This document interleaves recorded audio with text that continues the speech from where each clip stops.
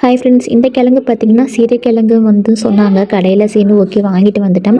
இதே மாதிரி கிழங்கு தான் கிராமத்துலலாம் பார்த்தீங்கன்னா அது பொட்டி கிழங்குன்னு சொல்லுவாங்க. இதே மாதிரி தான் அதுவும் இருக்கும். நான் வந்து சாப்பிட்ருக்கேன்.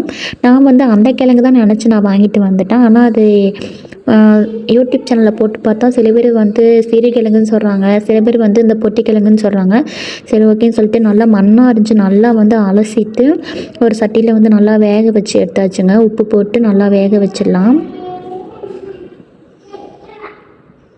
எங்கள் ஊர் சைட்லாம் நான் சின்ன பிள்ளையா இருக்கும்போது ஒரு பாட்டி, ரொம்ப வயசான பாட்டி வந்து எடுத்துகிட்டு வருவாங்க. அப்போ வந்து ஒரு படி வந்து 5 ரூபா அந்த மாதிரி சொல்லி கொடுப்பாங்க.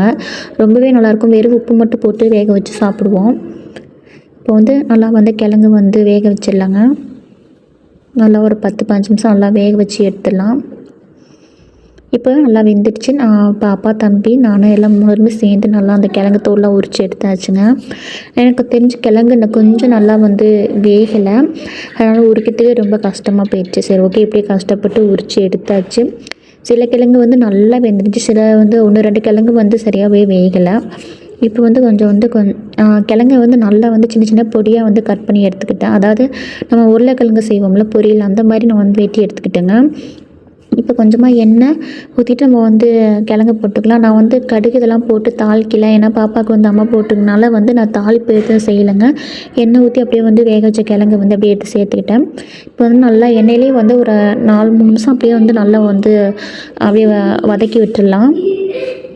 இது கூட வந்து நம்ம வந்து சால்ட், உப்பு சேர்த்துக்கலாம். இப்போ இது கூட வந்து குழம்பு பொடி நம்ம வந்து சேர்த்துக்கலாங்க.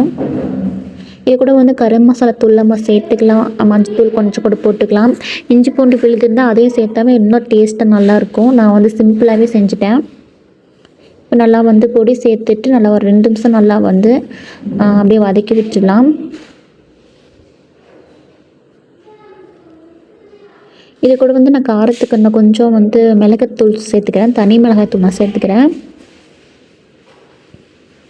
கொஞ்சம் காரம் வந்து அதிகமாக தான் போயிடுச்சு. பாப்பா, தம்பி சாப்பிடும்பொழுது கொஞ்சம் காரமாக தான் இருந்துச்சு அப்படின்னு சொல்லிச்சுங்க. ஆனால் வந்து டேஸ்ட்டாக தான் இருக்குன்னு சொல்லி சாப்பிட்ருச்சுங்க.